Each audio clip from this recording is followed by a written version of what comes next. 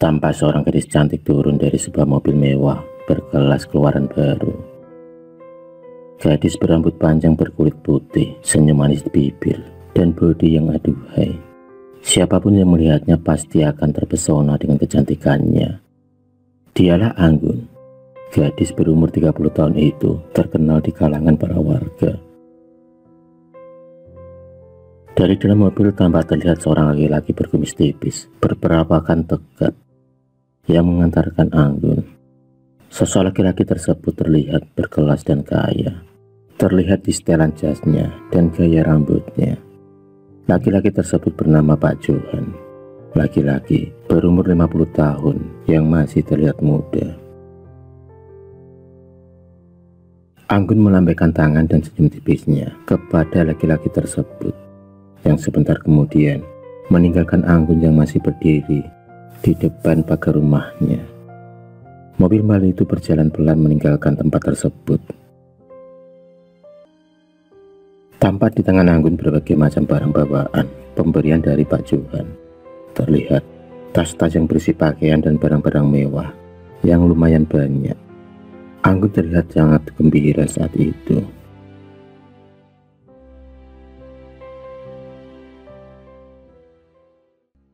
Anggun kemudian berjalan masuk ke dalam rumahnya. Rumah yang lumayan mewah untuk ukuran gadis yang masih sendirian dan belum berkeluarga. Dan itulah kenyataannya. Meski Anggun masih muda, tapi dia sudah memiliki segalanya. Ternyata ada juga sebuah mobil sedan yang terparkir di garasi, dan itu adalah mobil milik Anggun. Sampailah Anggun di ruang TV, dan ia pun kemudian duduk sambil meletakkan tas-tas bawaannya di atas meja di depannya. Anggun pun melepaskan lelah di atas sofa yang empuk itu. Hari yang begitu melelahkan namun membahagiakan hati Anggun saat itu. Senyum manis di bibir tipis yang berginjal merah marun terlihat merekah. Kehidupan Anggun yang serba berkecukupan. Sebenarnya apakah pekerjaannya? Tak lama kemudian Anggun pun bangkit dari duduknya dan berjalan menuju ke kamar mandi. Anggun ingin mandi untuk menyegarkan tubuhnya yang putih mulus dan aduhai. Sesampainya di kamar mandi, Anggun pun kemudian melepaskan pakaiannya. Keran shower pun dibuka dan mulai berjatuhanlah air dari atas membasahi seluruh tubuh Anggun. Rambut mulai basah dan turun ke seluruh lekuk tubuh Anggun.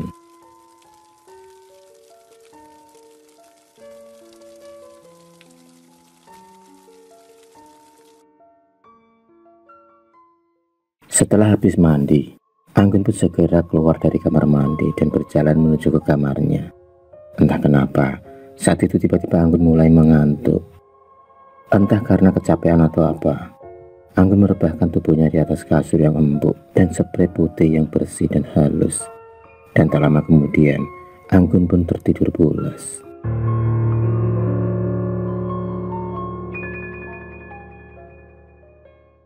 Suatu hari Anggun mendapatkan job lagi di sebuah pameran. Karena ternyata pekerjaan Anggun adalah sebagai SPG. Sebagai seorang SPG, Anggun harus berusaha berpenampilan modis dan menarik. Harus pandai bicara dan bisa menarik simpati. Dan semua itu ada pada diri Anggun yang memang cantik dan pandai berbicara. Sudah beberapa tahun ini dia menekuni pekerjaan itu.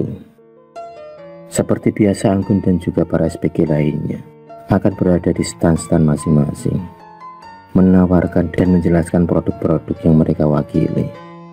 Maka tak heran kalau rata-rata SPG itu cantik-cantik dan bening-bening, menarik dan sedap dipandang. Maka tak heran jika rata-rata para SPG itu akan berusaha berdandan cantik dan modis.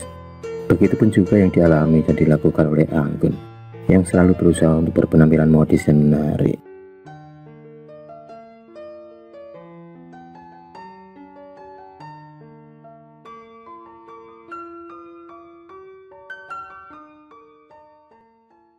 Minggu sore tampak Anggun keluar dengan mengendarai mobil sedannya. mobil sedan Anggun pun meluncur meninggalkan rumahnya. Mobil berjalan pasti menyusuri jalan dengan melewati beberapa desa dan kecamatan yang ada. Dan usut punya usut, ternyata Anggun pergi ke suatu tempat, ke sebuah rumah yang berada di kota sebelah. Sampailah juga Anggun dengan mobil sedannya di sebuah rumah bernuansa Jawa, yang entah rumah siapa itu. Mobil pun kemudian berhenti di halaman rumah tersebut, dan tak lama kemudian Anggun segera turun dari mobilnya. Anggun berjalan dengan tenang dan seolah ia sudah kenal dengan rumah tersebut. Sebenarnya rumah siapakah yang Anggun datangi malam itu? Anggun kemudian sampai juga di depan pintu rumah tersebut, dan segera ia pun mengetuk pintu.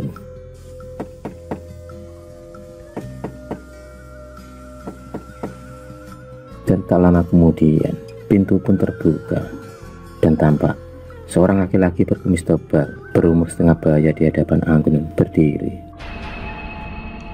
Ternyata mereka sepertinya sudah akrab dan sudah kenal. Sosok laki-laki misterius dan terlihat beraura. Laki-laki setengah baya tersebut kemudian mempersilahkan Anggun untuk masuk ke dalam rumahnya dengan sopan dan perhatian. Di sebuah ruangan yang lumayan agak besar, beralaskan karpet, mereka duduk berhadapan. Tampak di depan laki-laki tersebut luka kemenyan yang mengeluarkan asap tipis dan juga ubur rampai sesajen dan bunga-bungaan. Bau kemenyan dan bunga menyeruak mengisi dan memenuhi ruangan tersebut. Laki-laki tua setengah baya itu adalah Mbah Baijan yang terkenal akan ilmu susuk peletnya.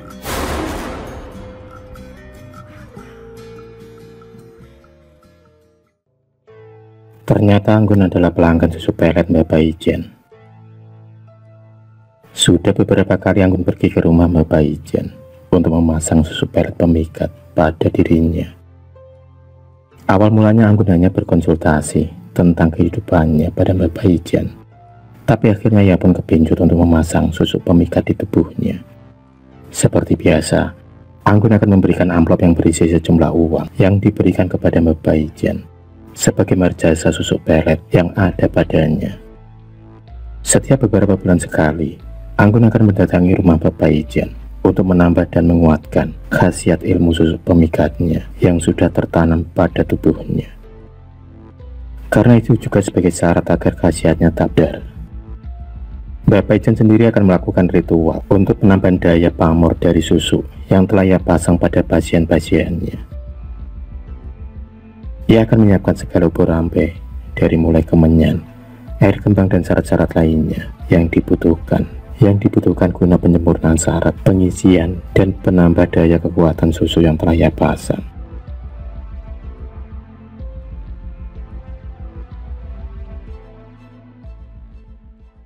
Dahulunya Anggun adalah gadis biasa yang polos dan sering ditinggalkan dan disakiti oleh laki-laki yang pernah menjadi pacarnya.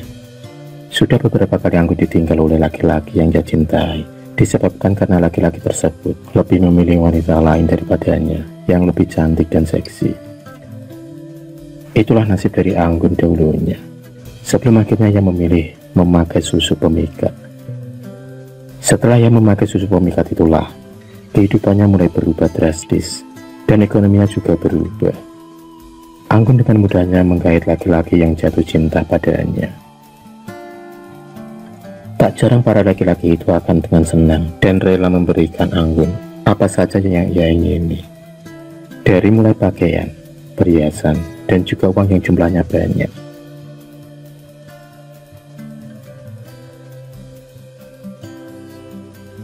Kini Anggun menjadi mabak bintang artis sinetron yang setiap geraknya selalu disukai orang, khususnya para laki-laki. Kini kehidupan Anggun pun berubah. Uang berlimpah, tabungan di mana-mana, rumah yang bagus dan mewah, serta mobil juga ia punya. Tapi dengan berjalannya waktu, semua itu membuat Anggun kini lupa diri. Anggun yang dulunya santun kini berubah menjadi wanita yang lumayan sombong dengan dirinya yang sekarang. Ia merasa bisa memiliki segalanya dengan uang yang ia miliki dan kecantikan yang ia miliki.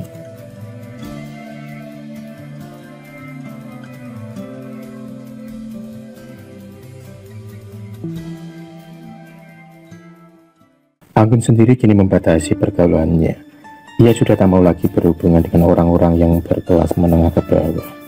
Yang ia tuju adalah orang-orang kelas menengah ke atas yang tajir melintir. Sudah beberapa laki-laki yang singgah dalam hidupnya selama beberapa tahun ini. Namun yang Anggun cari adalah harta dan kesenangan. Anggun akan memanfaatkan kesempatan itu dan situasi yang menguntungkan baginya.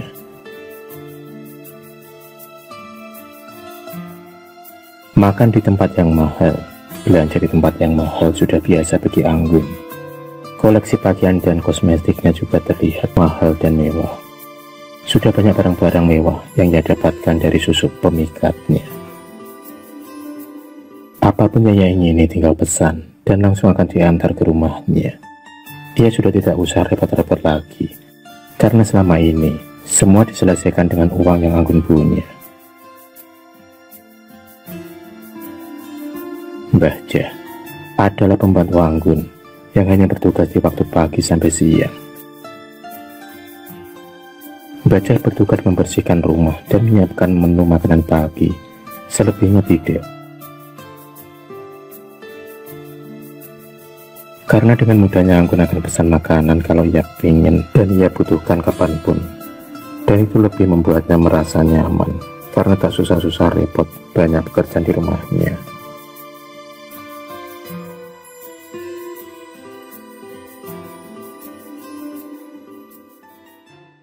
Sering Anggun berpergian wisata jalan-jalan dengan laki-laki yang tengah dekat dengannya. Kemanapun pernah ia datangi dengan fasilitas yang telah disediakan. Anggun pun akan mendapatkan apa saja yang ia ingini oleh laki-laki yang bersamanya. Anggun hanya bertugas menemani laki-laki tersebut, jalan-jalan menikmati kehidupan dengan uang yang mereka punya.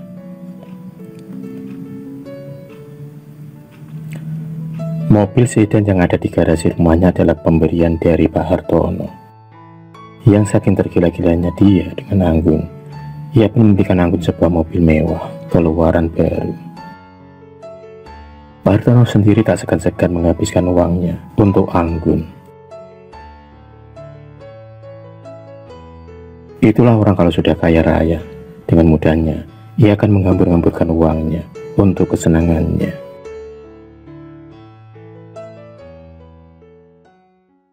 Di balik kesenangan dan kebahagiaan dari Anggun, ada wanita-wanita atau tepatnya istri-istri dari para laki-laki tersebut yang tersakiti saat mereka tahu suaminya berhubungan dengan Anggun.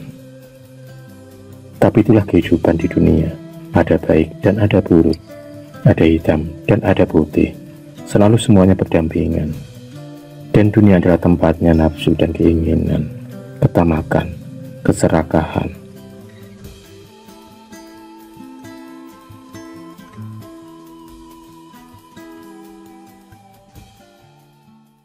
Tanpa disadari sebenarnya Anggun telah berjalan di jalan yang salah, jalan kesesatan dan kemusyrikan. Dia tak tahu nanti apa yang akan dia dapatkan di akhirat kelak nantinya kalau ia telah mati. Memang dunia ini sangat menggoda umat manusia, godaan kesenangan akan dunia yang fana ini. Tapi sepertinya Anggun sudah tenggelam dengan gemerlapnya kesenangan dunia ini.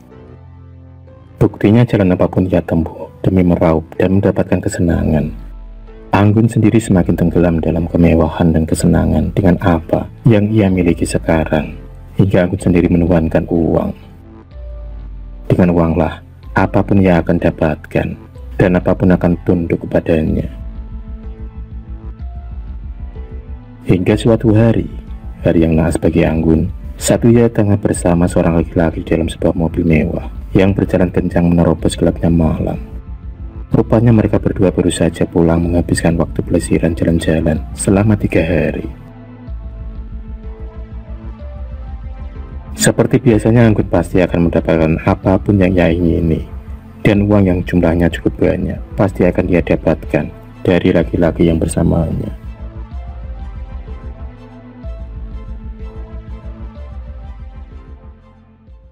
Sekitar jam 1 malam, mobil masih melaju kencang.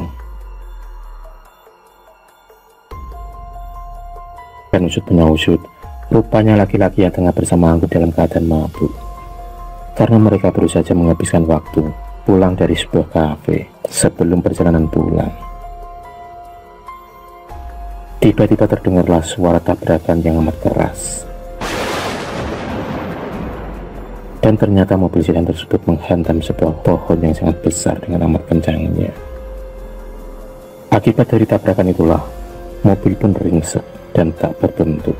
Kaca-kaca mobil pun ambyar.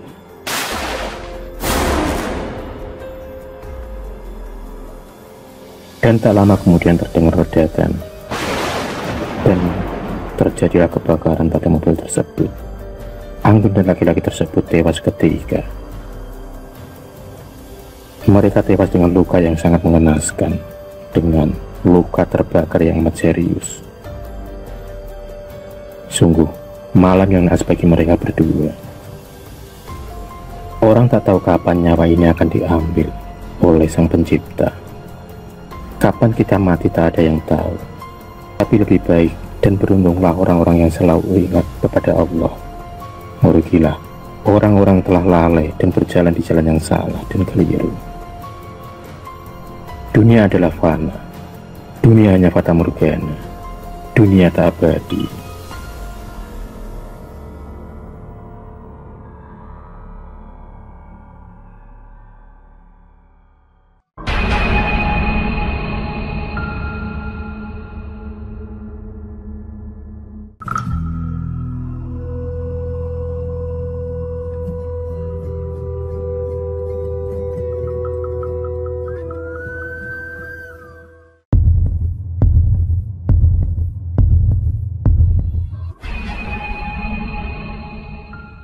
Terima kasih sudah menonton video cerita bergambar ini. Klik subscribe untuk terus berlangganan video-video cerita bergambar selanjutnya. Semangat berkarya.